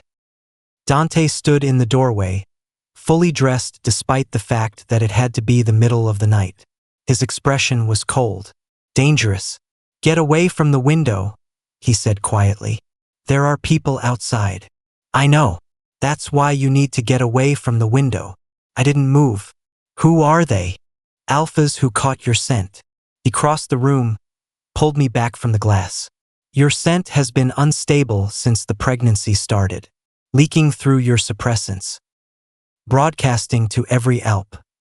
Ha in a 3-block radius that you're fertile and available. I'm not available. They don't know that. They just know what their instincts are telling them. And right now, their instincts are screaming at them that there's a pregnant alpha somewhere nearby who needs claiming. My stomach dropped. Claiming? It's rare. Most alphas never experience it. But when they do, they become irrational, aggressive, convinced that they're the father and they have a right to the child. His hand tightened on my arm. And right now, there are 3 of them outside my building who think your baby is theirs. But it's not. Biology doesn't care about facts. He moved to pull the curtains closed. They can smell you. Smell the pregnancy hormones. Their alpha instincts are telling them to fight for you, to claim you, to take you from whoever currently has you. This is insane. This is Omegaverse biology at its worst. He pulled out his phone. Typed something fast. Marcus is handling it. Security will escort them off the property. And if they come back, they will. Once an alpha fixates, they don't stop easily. He looked at me. Which is why you're not leaving this penthouse without me. Not until we figure out how to stabilize your scent. I can't just hide here. You can and you will. At least until the birth. That's 12 days, Dante. I can't hide for 12 days. You can if the alternative is being attacked by territorial alphas who think they have a claim to you. I opened my mouth to argue. Closed it. Opened it again. He was right. I hated that he was right. A crash echoed from outside. Shouting. The unmistakable sound of a fight. Dante's expression went from cold to arctic. Stay here. Like hell. Cash in. Those alphas are outside because of me. Because of what I am. I'm not hiding while other people fight my battles. I pushed past him toward the door. I'm going with you. He caught my arm. You're pregnant. I'm aware. I'm also still an alpha. Still capable of defending myself. Against 3 territorial alphas who've lost all rational thought? I have empathic abilities, remember? I can feel what they're feeling. Use it against them. His eyes narrowed. Calculating. Then, surprisingly, he nodded. Fine. But you stay behind me. And if I tell you to run, you run. Understood. Understood. We moved through the penthouse together. The living room was dark, but light spilled in from the hallway beyond the front door. Dante opened it. Marcus was in the hallway, along with 2 other security guards. And pressed against the wall, looking wild-eyed and desperate, were the 3 alphas from outside. The dark-haired one lunged the moment he saw me. There. That's him. I can smell him. Marcus caught him mid-lunge, slammed him back against the wall. Mr. Thorne has made it clear that Mr. Rivers is under his protection. He's pregnant. The blonde one was fighting against the other guard's grip. With my baby. I can feel it. Your baby. The red-haired one snarled. That's my baby. I scented him first. You're all delusional, Dante said, voice cutting through their arguing like a knife. Mr. Rivers is carrying my child, not yours. And if any of you come near him again, I will personally ensure you regret it. The dark-haired alpha's eyes locked on mine. You're an alpha. You shouldn't be pregnant. It's not natural. Lots of things aren't natural, I said, stepping forward despite Dante's warning hand on my shoulder. Doesn't make them less real. I reached out with my empathic sense. Felt their emotions. The jealousy, the possessiveness, but underneath it all, confusion, fear. They genuinely believed what they were saying. They weren't lying. They actually thought the baby was theirs. Something's wrong, I said quietly to Dante. This isn't normal territorial behavior. They actually believe it. What do you mean? I mean someone did something to them. Their emotions are wrong. Manufactured. I looked at the 3 alphas. Who told you about me? The dark-haired one blinked, like he was trying to remember through fog. A man, at a bar, said there was a pregnant alpha in the city. Said we should find him. What man? Dante's voice had gone deadly quiet. I don't remember his face. The blonde one nodded slowly. Me either. Just remember him saying we had to find the alpha. Had to claim what was ours. My blood went cold. Someone sent them. On purpose. Dante's hand found mine. Squeezed once. Marcus, get them out of here. And find out who they talk to. Yes, sir. The security guards escorted the 3 alphas toward the elevator. They went without fighting, looking confused and lost like they'd just woken up from a dream. The elevator doors closed. Dante pulled me back inside, locked the door, turned to face me.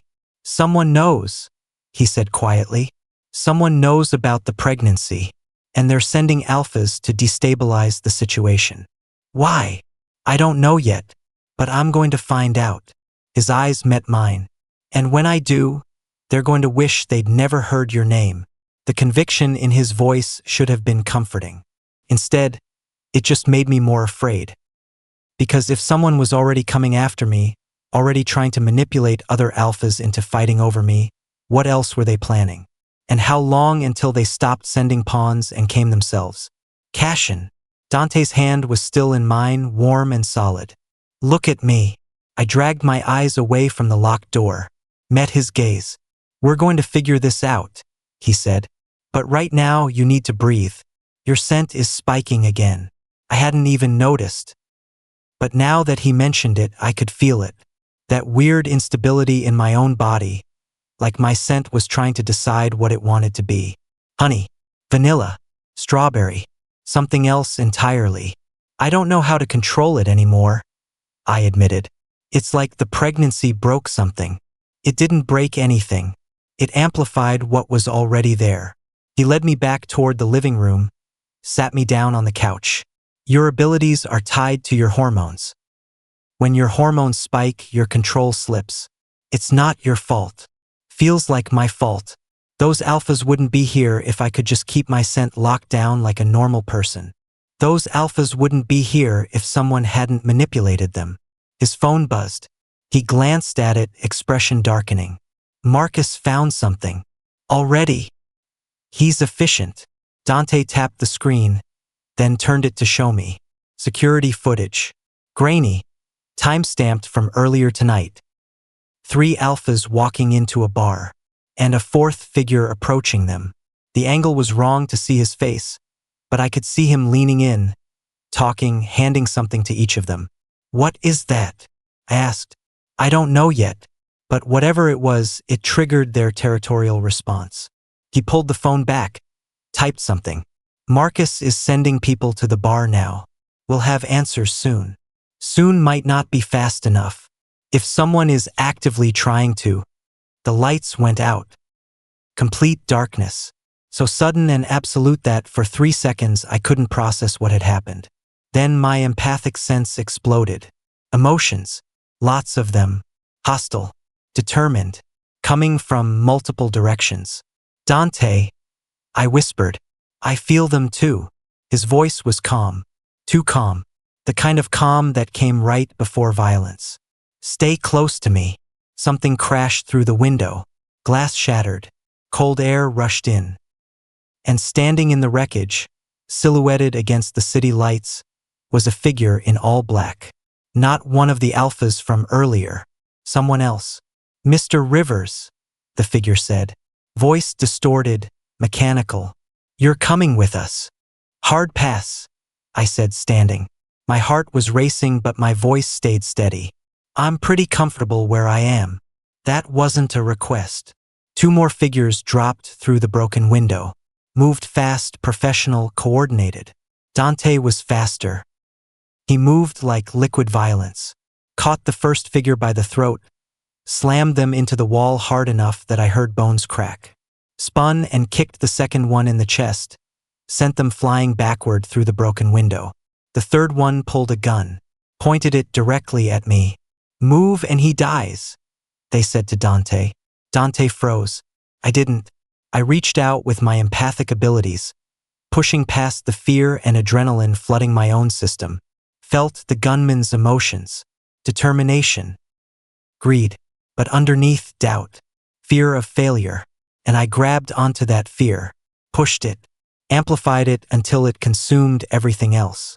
The gunman's hand started shaking. The weapon wavered. What are you doing? Showing you what happens when you threaten someone with empathic abilities, I said quietly. Every fear you've ever had, every nightmare, every moment of doubt, I can feel it all. And I can make you feel it too. The gun dropped. The figure stumbled backward, gasping, clawing at their own chest like they were drowning. Dante was moving before they hit the ground. Had them pinned, mask ripped off, forearm pressed to their throat. Young, maybe 25, terrified. Who sent you? Dante's voice was death itself. I don't. I can't. Wrong answer. Dante pressed harder. Wait. I moved closer, ignoring the glass crunching under my feet. Let me try. Dante's eyes flicked to me, then back to the operative. You have 30 seconds. I knelt beside them, placed my hand on their arm. Felt the rush of emotions, but also something else. Memories, fragmented and confused. But there. Someone paid you, I said quietly.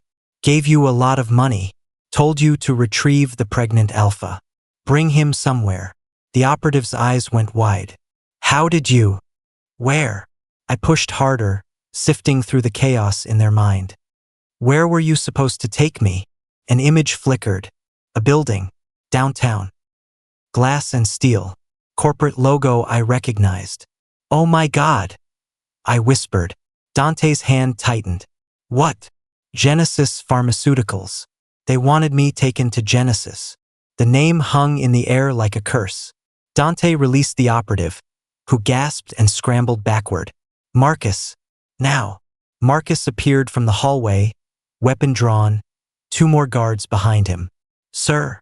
Call Dr. Chun. Tell her we have a situation. Then get this trash out of my home and find out everything they know about Genesis's involvement. Yes, sir. The guards hauled the operative away. The other 2 figures were already gone, either escaped or dead. I didn't ask. Dante turned to me. Genesis Pharmaceuticals has been trying to crack Enigma biology for decades. If they know about you, they want to study me. Study the baby. My hand went to my stomach. Figure out how I got pregnant so they can replicate it. They want to weaponize it. His voice was cold, certain. Create an army of Enigma-compatible alphas. Control reproduction. Control the species. That's insane. That's corporate biotech. He pulled out his phone again. Started making calls. We need to move you. Somewhere they can't track. Somewhere off-grid. I'm not running. He looked at me. Cashin. I'm not running. I repeated. Louder. They're already sending people after me. Already manipulating alphas.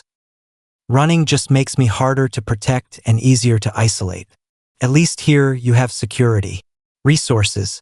People who can fight back. Here is compromised. Everywhere is compromised if they have the reach to hire mercenaries and manipulate territorial responses. I stood, glass crunching under my feet, and met his eyes. So instead of running, we go on offense. We figure out who at Genesis is behind this and we stop them before they can send anyone else. Dante stared at me for a long moment. Then something that might have been pride flickered across his face. You're sure? I'm terrified, but I'm also really pissed off. And right now, pissed off is winning. I gestured at the broken window. They came into your home, pointed a gun at me, at your baby. I'm done being a victim in this situation. His mouth curved. I'm starting to understand why your biology is compatible with mine. Because I'm reckless and stubborn? Because you're strong, and you refuse to break. He held out his hand. All right, we do this your way. But first, you're getting somewhere safe while I make some calls. People who owe me favors. People who have access to Genesis's internal systems. You're going to hack them? I'm going to burn them to the ground if they come near you again. The conviction in his voice was absolute. They made a mistake targeting you. They made a bigger mistake thinking I wouldn't destroy them for it. I took his hand. Let him pull me close. Thank you, I whispered. For what? For believing me. For protecting me. For not treating me like I'm fragile just because I'm pregnant. You're many things, Cashin Rivers. Fragile isn't one of them. He pressed his forehead to mine. Just for a moment. Now come on. We have a pharmaceutical company to dismantle. Despite everything, despite the fear and the danger and the absolute chaos of the last few hours, I smiled. Let's go ruin some corporate profits. Dante's smile was sharp, dangerous, the kind of smile that probably made board members wet themselves during hostile takeovers. Then his phone rang. He glanced at the screen. His expression shifted. It's Dr. Chun. At 3 in the morning? She doesn't sleep much, he answered. What did you find? I couldn't hear her response, but I watched Dante's face go from focused to shocked to absolutely furious in the span of 5 seconds. You're certain? He said quietly, too quietly. Send me everything. Now. He hung up. What? I asked. What did she find? Your blood work from earlier. Dr. Chun ran additional tests after we left. His jaw was tight. You weren't just exposed to Enigma pheromones through that photo, Cashin. Someone dosed you, deliberately, with a synthetic compound designed to trigger compatibility responses. The room tilted. What? The photo itself didn't make you pregnant. The drug did. It forced your biology to recognize mine as compatible. Jump-started the bonding process artificially. His hands clenched into fists. Someone gave you a designer drug that made this pregnancy possible. But I didn't take anything. I would remember. It can be absorbed through skin contact, food, water, even air in some formulations. He was already typing on his phone again. When did the symptoms start? The real symptoms, before the pregnancy. I thought back. 2 days ago. I felt weird at work. Dizzy. My scent went wonky for a few minutes, but I thought it was stress. Where were you? Coffee shop. The one on Pike. I always go there before work. Same coffee every time? Yeah. Oat milk latte with 2 sugars. Why? His eyes met mine. Because that's where they got you. Someone at that coffee shop has been dosing your drink for weeks, building up the compound in your system until you hit critical mass. And then you sent that photo. My pheromones acted as the final trigger, and your body did exactly what the drug was designed to make it do. Oh my God. My legs felt weak. I sat down hard on the couch. This whole thing, the pregnancy, the bond, is not real. It's pharmaceutical manipulation. The pregnancy is real.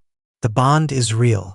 Dante crouched in front of me, but it was triggered artificially, which means someone at Genesis knew about me, knew about you, and decided to force a connection to see what would happen. Why me? Because you're an empath with scent manipulation abilities, rare traits that indicate genetic flexibility. You were the perfect test subject. His voice was pure ice. They turned you into an experiment without your knowledge or consent. And now they want you back to study the results. I was going to be sick. Actually, literally going to be sick. I bolted for the bathroom. Made it just in time. Threw up everything in my stomach while my hands shook and my mind screamed. This wasn't fate. Wasn't destiny. Wasn't some cosmic recognition between souls. It was corporate science. A drug trial. An experiment. I was someone's lab rat. Dante appeared in the doorway, handed me a towel and a glass of water without saying anything. I rinsed my mouth, tried to breathe. I'm sorry, he said quietly. I should have realized sooner. Should have protected you better. How could you know? My voice cracked. I didn't even know. I knew something felt too fast, too convenient. Enigma bonds take time to develop. Days, sometimes weeks. Ours happened in hours. He leaned against the doorframe. I wanted to believe it was real, that after 300 years, I'd finally found someone who could see me as more than a monster with money. So I ignored the warning signs. 300 years? Give or take a decade. I stared at him. At this impossibly beautiful man who just admitted he was 3 centuries old and desperate enough for connection that he'd ignored his own instincts. You're not a monster, I said. I've done monstrous things. So has everyone with power. Doesn't make you irredeemable. I stood on shaky legs. And this? Maybe it started artificially. But what I'm feeling right now, the anger and the fear and the weird protective instinct I have over this impossible baby, that's real. Nobody drugged me into caring about that heartbeat we heard. Something in his expression softened. You're remarkable. I'm traumatized and running on adrenaline. I moved past him back into the living room. But I'm also really, really angry. So what's the plan? How do we prove Genesis did this? Dr. Chun is sending over the compound analysis. Once we have that, we can trace it back to whoever synthesized it. Genesis has a research division that specializes in pheromone manipulation. If they created this drug, there will be records.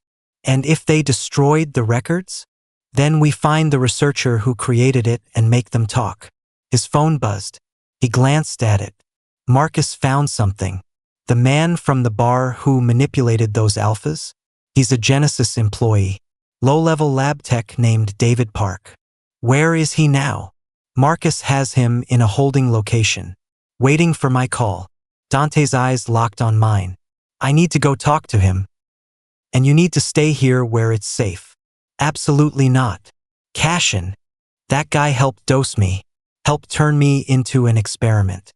I deserve to look him in the eye and ask why. I crossed my arms. I'm going with you. You're pregnant. I'm aware. I'm also the victim here. And I'm not sitting in this penthouse while you handle everything. That's not how this works. He studied me for a long moment. You're not going to back down on this. Not even a little bit. Fine. But you stay behind me. And if things get violent, I can handle violent.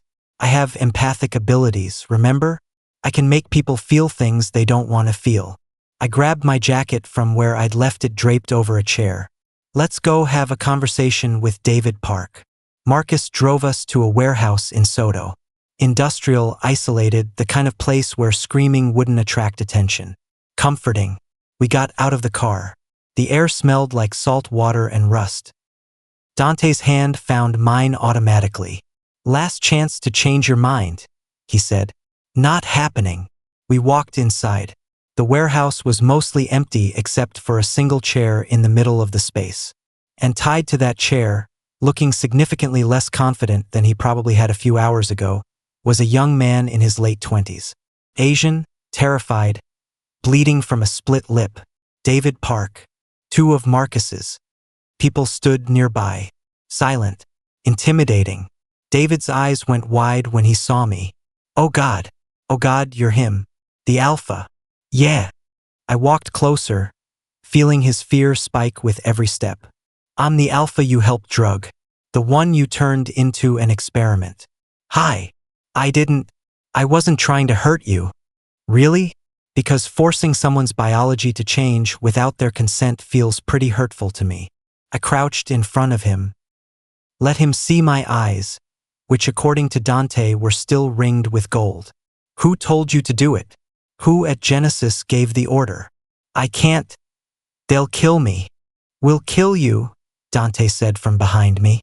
Much faster. Much more efficiently. Your choice. David's eyes darted between us. Panicking. I could feel his terror like a living thing. So I reached out, touched his arm, let my empathic abilities flow. And what I felt made my blood run cold. He's telling the truth, I whispered. About them killing him. He's seen it happen. They did something to another researcher who tried to leave. Made it look like suicide, but it wasn't. Dante moved closer. What's your supervisor's name? Dr. Sarah Chun, David choked out. She runs the pheromone division. She's the one who created the compound, who picked you specifically, who's been tracking the pregnancy since it started. I went very still. Dr. Sarah Chun? You know her? Dante asked. Dr. Yuki Chun. The doctor you took me to. My voice was shaking.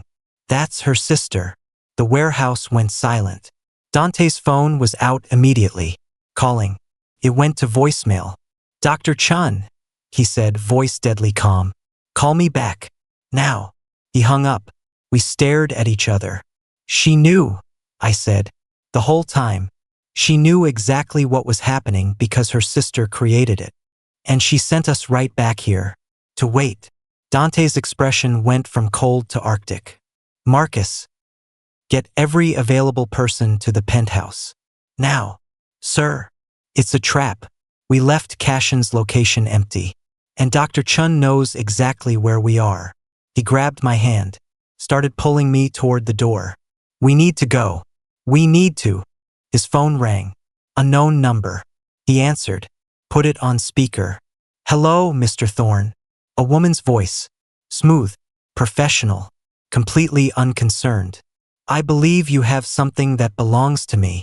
Who is this? Dante demanded. Dr. Sarah Chen. And I'd very much like my test subject back. My entire body went cold.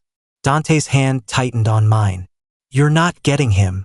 That's not your decision to make, Mr. Thorne. Her voice was so calm, like we were negotiating a business deal instead of my life.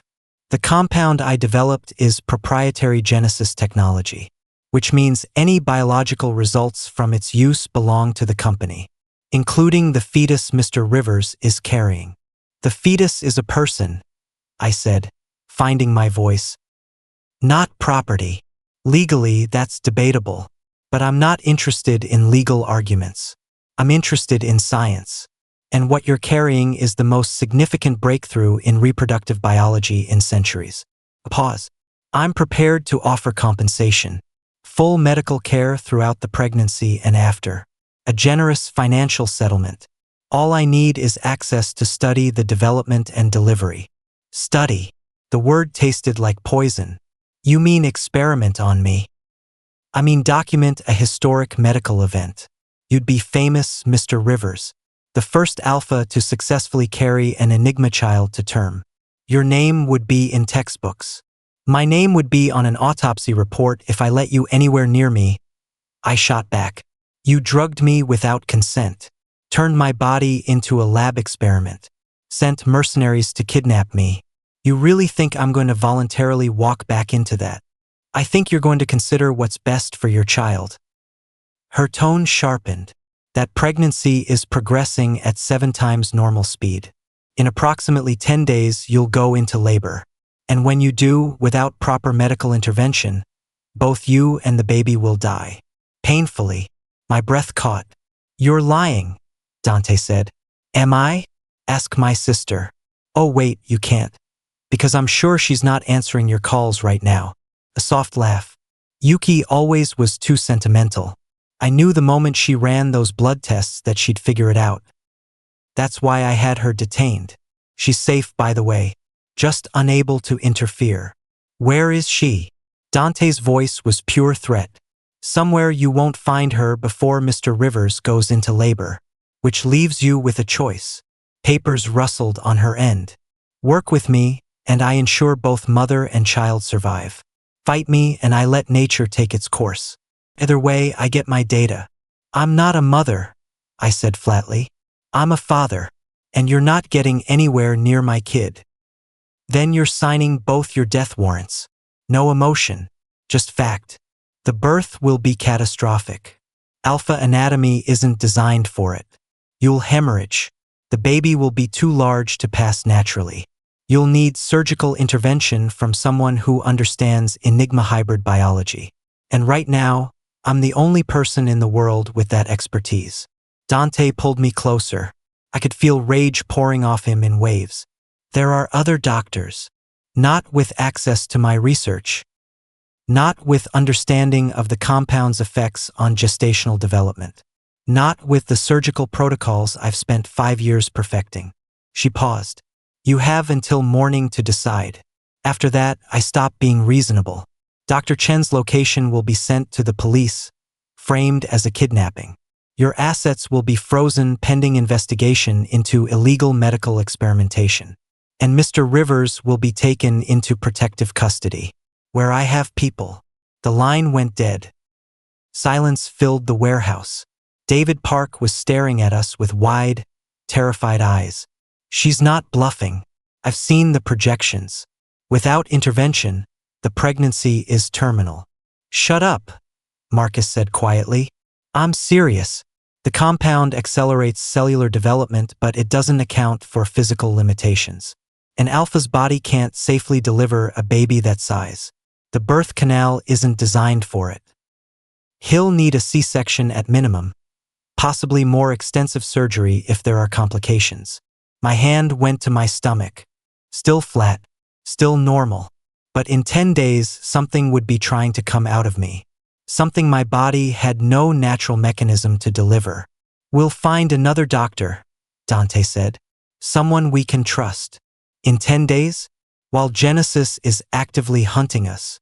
I shook my head. She's right. We're out of options. No. His voice was steel. I'm not letting her have you. You might not have a choice. I met his eyes. If it's between letting her study the pregnancy and dying in childbirth, I know which one keeps me alive longer. Gives us more time to figure something out. Cash in. I'm not giving up, but I'm also not being stupid about this. I squeezed his hand. We play along. Let her think she's won. And we find Dr. Yuki-chan. She's the key. If Sarah detained her instead of killing her, she needs her for something.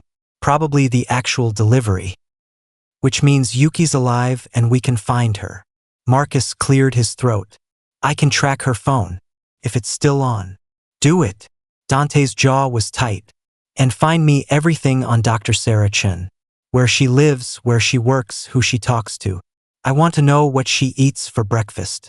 Yes, sir. We left David tied to the chair. Let Marcus's people handle him. Got back in the Mercedes. The drive back to the penthouse was silent except for my racing heart and Dante's barely contained rage. I'm sorry, I said quietly. He looked at me. For what? For being a complication. For dragging you into this mess. For. Stop. He pulled the car over. Right there on the empty street. Turned to face me fully. You didn't drag me into anything. I saw your photo and felt something I haven't felt in 300 years. Real connection. Real possibility. Even if it was chemically induced, the emotions are real. What I feel for you is real. You barely know me. I know you're brave, strong, funny even when you're terrified. I know you feel everything deeply and try to hide it. I know you put strawberries in your coffee because you think it makes you interesting. His hand cupped my face. I know that when you smile, actually smile, it feels like sunlight. And I know that I will burn the world before I let anyone hurt you or our child. Tears pricked my eyes. That's really dramatic. I'm 300 years old. I've earned the right to be dramatic. His thumb brushed my cheek. We're going to figure this out. Together. Promise. Promise. He kissed me. Soft. Gentle. Nothing like the urgency of earlier. This was comfort. Connection. Promise sealed with touch. When he pulled back, I was crying. Sorry? I muttered, wiping my eyes. Pregnancy hormones are insane. Don't apologize for feeling. He started the car again. Come on. Let's go home. Home. The word shouldn't have felt right. But it did. Marcus found Dr. Yuki-chan 6 hours later. She was in a Genesis facility on the outskirts of the city. Secured floor. Minimal staff. Sarah had been sloppy, probably assuming Dante wouldn't find her that fast. She didn't know Marcus. We breached the facility at dawn. No subtlety. No stealth. Just Dante's security team hitting the building like a tactical nuke while I waited in the car with instructions to drive away if anything went wrong. I lasted approximately 4 minutes before ignoring those instructions and going inside anyway. The facility was chaos. Alarms blaring. People running. Security trying and failing to stop Dante's team. I followed the sound of shouting. Found Dr. Chun in a locked lab, trying to delete files from a computer while Marcus's people worked on the door. She looked up when she saw me through the glass. Her eyes went wide. I placed my hand on the door, reached out with my empathic abilities, felt her emotions, fear, guilt, determination, and underneath it all, regret. You knew, I said through the glass. You knew what your sister did to me. I suspected. Her voice was muffled but audible. When I saw your blood work, I knew. The compound markers were obvious. I was trying to find a way to tell you, to help you without exposing Sarah. She kidnapped you. She's my sister. Dr. Chen's hands stilled on the keyboard. I've spent my entire career trying to undo the damage her research causes. Trying to help the people she experiments on. But she's family, and I kept hoping she'd stop, that she'd see reason, that I could fix her. You can't fix people who don't want to be fixed, I said quietly. The door lock clicked. Marcus's people pushed inside. Dr. Chun didn't run, just stood there, looking exhausted. The files on that computer contain everything you need. Surgical protocols for alpha delivery, complications to watch for, postnatal care for Enigma hybrids. Take it. Use it. Find a doctor you trust to perform the surgery. What about you? I asked. What about me? You're the one who understands this. You could do the surgery. She looked at me, really looked at me. After everything my sister did? You'd trust me? You tried to help. You got kidnapped for it. That's enough. I glanced at Dante, who'd appeared in the doorway. We need her, and she needs a way to make this right. Dante studied Dr. Chun for a long moment, then nodded. Fine, but you work under my supervision. Any sign of betrayal, any hint that you're working with your sister, and you disappear. Understood. Understood. 10 days felt like 10 years. My body changed fast. Too fast. By day 3, I had a visible bump. By day 5, I looked 6 months pregnant. By day 8, I couldn't see my feet and walking required assistance. Dr. Chun monitored everything. Set up a medical suite in Dante's penthouse. Ran constant tests. And slowly, grudgingly, I started to trust her. She was nothing like Sarah. Where her sister was cold and clinical, Yuki was warm, concerned. She answered every question I had, no matter how stupid. Held my hand through the worst contractions. Told me stories about delivering other impossible births.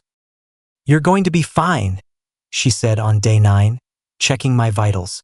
The baby is healthy. Strong heartbeat. Good positioning. We'll do the C-section tomorrow morning. Tomorrow. The word felt surreal. Tomorrow you become a father. She smiled. How does that feel? Terrifying. Exciting. Completely insane. I looked down at my swollen stomach. I still can't believe this is real. Believe it. Dante appeared with tea. He'd barely left my side the entire week. In approximately 18 hours, we're going to meet our child. Our child. I'd gotten used to the idea. Somewhere between the fear and the chaos, I'd fallen in love with the tiny being growing inside me. With the impossible miracle that shouldn't exist but did anyway. What do we name them? I asked. We don't know what they are yet. So we pick 2 names. One for each possibility. Dante sat beside me. What do you like? Something that means hope or new beginning. Something that isn't just weird science experiment baby. He laughed. Actually laughed. Fair point. He thought for a moment. Phoenix. For rebirth. Phoenix. I tested it. Liked it. And if it's not a phoenix kind of baby? Sage. For wisdom. Phoenix or Sage Thorne Rivers. I smiled. That's pretty good. Thorne Rivers. You think I'm giving this kid just your last name after I'm the one who had to grow it? Joint custody starts with joint naming rights. His smile was soft. Genuine. Fair. The surgery happened at dawn. I was terrified. Shaking. Dante held my hand while Dr. Chun prepped. Her team, people she'd personally vetted, moved with quiet efficiency. Ready? She asked. No. But let's do it anyway. The anesthesia kicked in. Everything went fuzzy. I could hear voices but not words. Could feel pressure but not pain. And then, cutting through everything, a sound. Crying. High-pitched. Angry.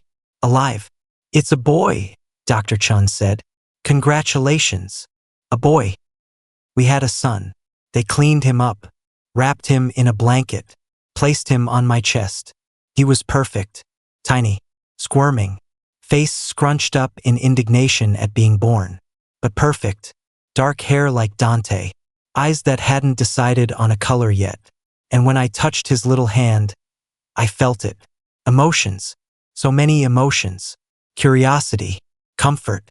Love. He was an empath too. Hi, Phoenix, I whispered.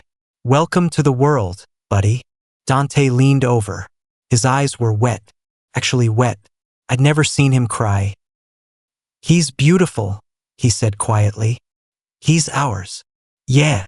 His hand covered mine where it rested on Phoenix's back. He is. 6 months later, we were still figuring it out. Figuring out how to be parents. how to be partners, how to navigate a relationship that started with corporate conspiracy and ended with midnight feedings and explosive diapers. Genesis had been destroyed. Sarah Chun was in federal custody facing dozens of charges. Her research had been confiscated, destroyed, ensuring no one else could be used as an unwilling test subject. And we were free to build a life, family, a future that belonged to us and not some pharmaceutical nightmare. I stood on the penthouse balcony, Phoenix sleeping against my chest in a carrier. The sun was setting over Seattle, painting the sky in golds and pinks. Dante's arms wrapped around us from behind. "Happy?" he asked quietly. "Yeah." I leaned back against him, terrified most of the time, exhausted always, but happy. "Good." He kissed my temple. "Because I am too." Phoenix stirred, made a little sound. His tiny hand grabbed my finger, and I felt it again, that rush of love, that impossible, overwhelming, completely unscientific connection between us. Maybe it started with a drug, with manipulation and corporate greed. But it ended with this, with family, with choice, with love that was ours because we decided it was. "Thank you," Dante said softly. "For what?" "For sending that photo, for getting in the car, for trusting me when you had every reason not to, for giving me something I never thought I'd have. A son, a home." I turned in his arms, kissed him properly. Phoenix squirmed between us, protesting the interruption of his nap. "We should probably go inside," I said, "before he wakes up fully and demands dinner." "Probably." But Dante didn't move, just held us both. One more minute.